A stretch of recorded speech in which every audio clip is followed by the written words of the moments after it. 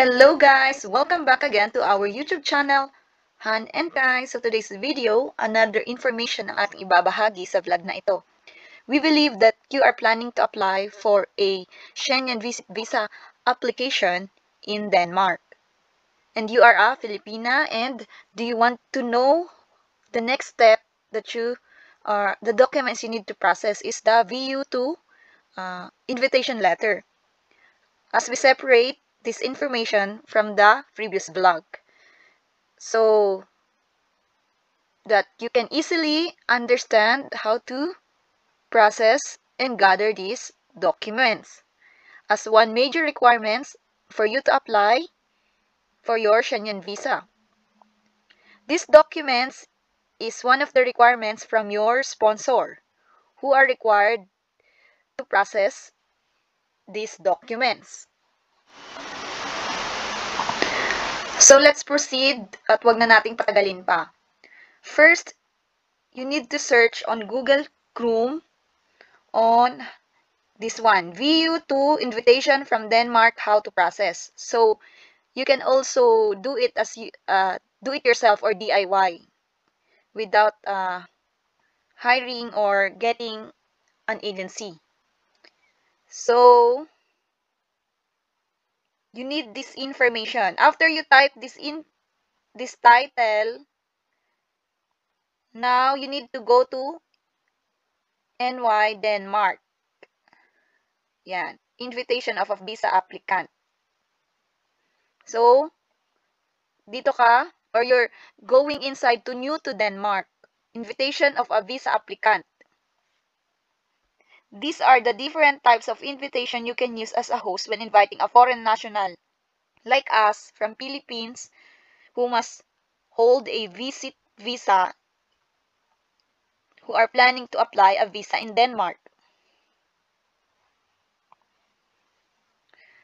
So if the applicant submits the visa application at the Danish diplomatic mission, we recommend you use an online invitation form. If the applicant submits the visa application at another country's diplomatic mission, example Norwegian or Swedish mission, which represents Denmark, you should use a printable invitation form. Okay? So let's tackle this. Why is invitation used? So these are the information, guys. So wag na nating patagalin pa, or don't make it more complicated. So if you are planning or curious for all the information, you need to check it one by one, okay? Why is so there's a lot of question or information you can get here. So there's a question, why is it advantage to use the invitation form when the host is a company or a organization or a business? Then this is the invitation that you need to get. Pero sa atin, because we're applying only for a visit visa, so from a sponsor, so yan, when the host is a private person who invites us a family or friend, this one ang we need. And then valid lang yung invitation na yon only for 6 months. Ayan. So this one, an online invitation is valid for 6 months. So yung invitation form or invitation letter na yon, you can use it for within 6 months. Valid lang siya. The online invitation is only valid for 6 months from the time you submitted the invitation.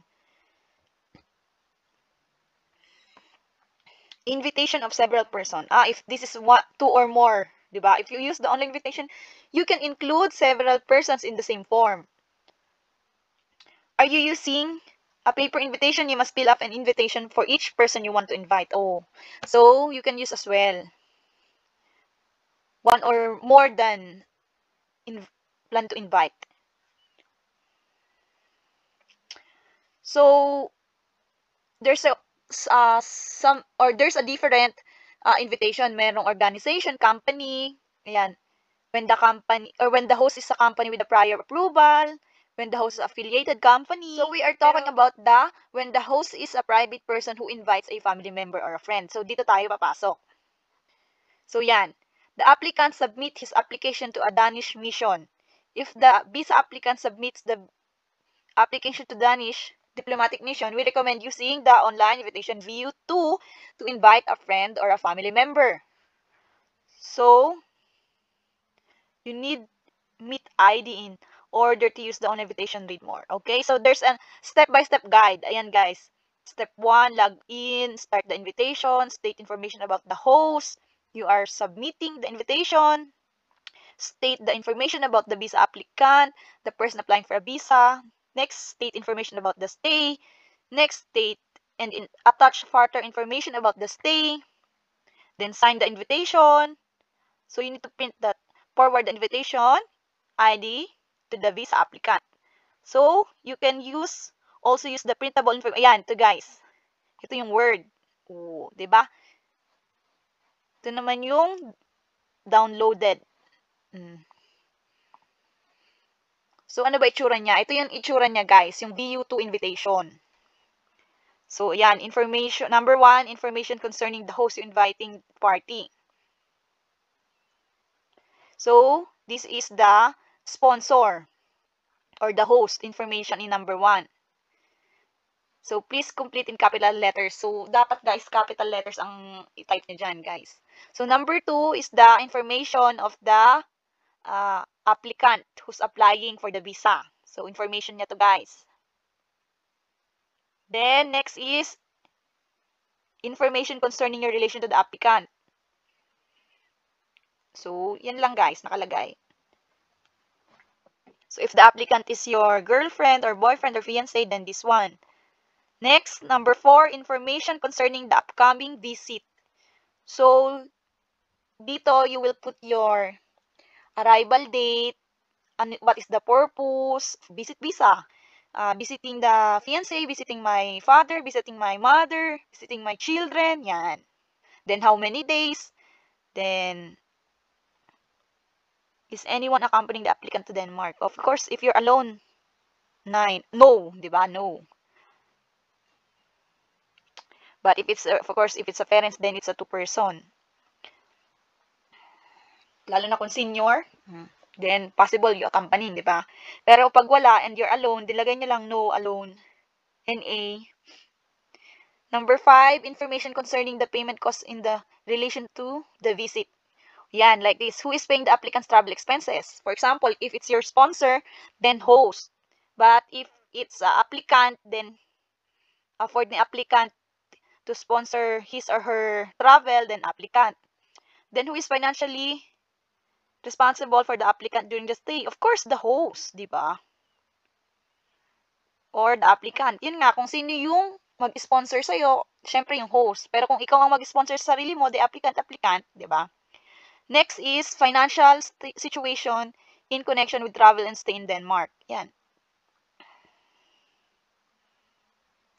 Then next is additional comments or information concerning the invitation of the visit or the visit.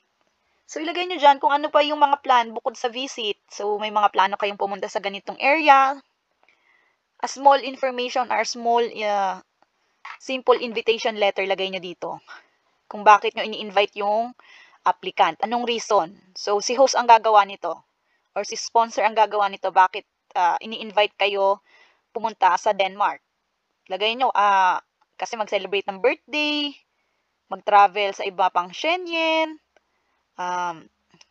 to meet the parents, lalo na kung fiancé or boyfriend, girlfriend, to meet the relatives or family of your fiancé or your girlfriend, boyfriend. Yan, lagay nyo dito. Kung ano pang reason, bakit nyo gustong pumunta or bakit kayo iniimbitahan ng host or sponsor nyo doon. Then, yan, declaration of information na. Then, signature. Signature ni host yan. So, yan. Then, print. Print nyo syempre kasi hindi nyo naman fill upan yan kung hindi nyo i-print, diba? So, i-print nyo muna, lalo na kung tinype nyo naman ito, print nyo muna. After nyo i-type, then print nyo. Then, pirmahan. So, balik tayo dito. So, ito yung form guys ha, balik tayo dito. So, yan, diba? Download printable, invitation, or naka-PDF or Word. So, ito yung process niya guys. So, paano nyo siya ipaprocess? So, andito lang din yung information how you can process it. How we process your information. Any personal data concerning the host which appear of the invitation form will be supplied relevant. So, balik na tayo dito. So, after nyo fill upan and pirmahan, then the applicant submit the application at a diplomatic mission which is not Danish. So, for example, in Philippines, BFS Global, you will submit it there. If the applicant submit the application at a diplomatic mission which is not Danish but represents Denmark, if the applicant's country of residence, you can only use the printable invitation form. This one. You can fill in the invitation form Word format and on your computer before printing it out. The invitation form PDF format can be printed out and filled by hand. So, yan. Ito rin. Same lang din naman. O, diba? Yan din naman eh. So, pwede nyo siyang i-print, tapos fill upan nyo na lang, guys.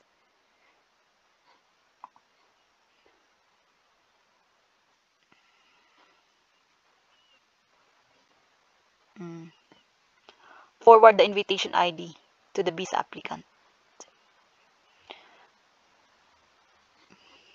You need Meet ID in order to use the online. Ano yung Meet ID? Meet ID is here. Ito siya, guys, yung Meet ID.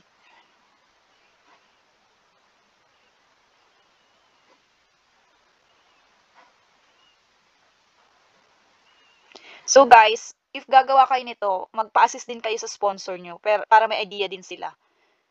Ano kayo, tulungan lang kayo sa information kung paano nyo ito i-process. So, yun lang, guys. Ganun lang mag-process ng VUT.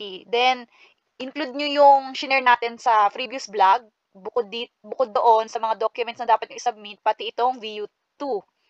Need nyo yan i-process, okay? So, ganun lang ang pag-process ng VU2. Hanapin nyo lang tong website. Yan, New to Denmark. Ganun lang, guys, ang pag-process ng VU2. So, yeah, we're gonna end now the vlog. So, hopefully, nakatulong kami sa inyo. And, kung may mga other questions kayo or information na gusto nyo malaman, so need nyo talagang pumunta dito sa New to Denmark. And some information are already, or questions are already posted here, and they have so many answers na din. Bukod sa questions na mga future questions nyo, ay possible may mga sagot na rin sila. So, ito yan. Okay? So, need nyo lang talaga pumunta sa New to Denmark and this VU2. So, yun lang, guys. We're gonna end now, and thank you for watching. If you're not yet subscribed to our YouTube channel, kindly subscribe, and just comment down below as well if you already processed it, and maybe some information na hindi ko nabanggit, you can also comment down below. So, thank you, guys, and God bless on your application. And if plan nyong magpa-assist and wala kayong mga ideas sa other documents na need nyo, just message us through or you can easily connect with us through our Facebook and Instagram, and we are happy to connect us.